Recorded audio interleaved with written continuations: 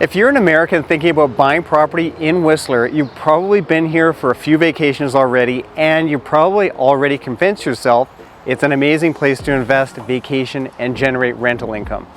And that's true, but after 27 years helping US buyers here, I see the same 3 expensive mistakes over and over again.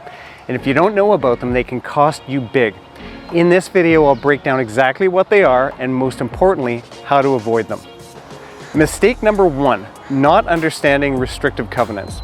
Most American buyers assume that if you buy a property, you can just use it whenever you want or rent it out on your terms. But in Whistler, zoning and restrictive covenants are a big deal. And there's a huge difference between Phase 1 and Phase 2 restricted properties. Phase 1 means you have full personal use and you can rent out nightly or long term. You can also use any property management company you want or throw it onto Airbnb or VRBO, full flexibility.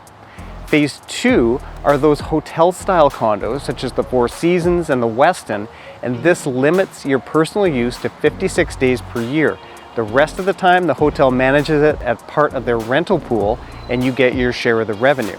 Now, I had a client from Seattle last year who almost bought a gorgeous Phase 2 1-bedroom unit at the Pan Pacific mountainside. They thought that they could use it freely as much as they wanted. Once I explained the Phase 2 restrictions, they pivoted to a ski in, ski out Phase 1 property in the Upper Village over at Blackcomb. Now they've got the usage flexibility and rental income they wanted with 0 regrets. More on the differences between Phase 1 and Phase 2 properties up to the right. Mistake number 2, underestimating Canadian tax requirements. The Underused Housing Tax, or UHT, is one that catches a lot of US buyers off guard. If you're a foreign owner, you or your spouse need to personally use the property at least 28 days a year. If not, you're looking at a 1% tax based on either the assessed value or the purchase price, whichever is higher. And no, you can't just say you used it. One of my clients from Seattle actually got audited by the CRA, and they checked his gas receipts and restaurant bills to prove how many days he was here in Whistler. So yeah, they're not really messing around. Now, if you plan to come up to use your Whistler property often, it's usually a non-issue. But if you're buying mostly as an investment and don't plan to visit much, this can be a big surprise. And just to clear up one common myth, yes, Canada has a 20% foreign buyer tax, but not in Whistler. That one only applies to places like Vancouver or Toronto. You don't need to worry about that here. Mistake number 3 is assuming financing is like the US. Financing for some properties in Whistler can be slightly different than what you're used to.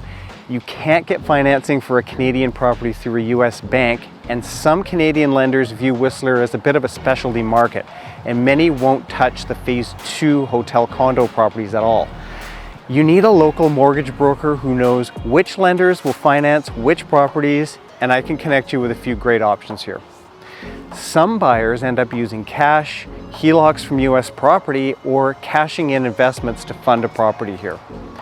And one of the fastest ways to lose out on that Whistler property you really want is not having your financing lined up through a local Whistler mortgage broker first. Buying in Whistler as a US buyer can be an amazing investment and mountain lifestyle decision, but only if you avoid these landmines before they become expensive mistakes. That's what I help my clients with every single day: restrictive covenants, zoning, financing, and all the details most Americans really aren't prepared for. Now, if you want to explore 3 of my favorite ski in, ski out properties, check out this video.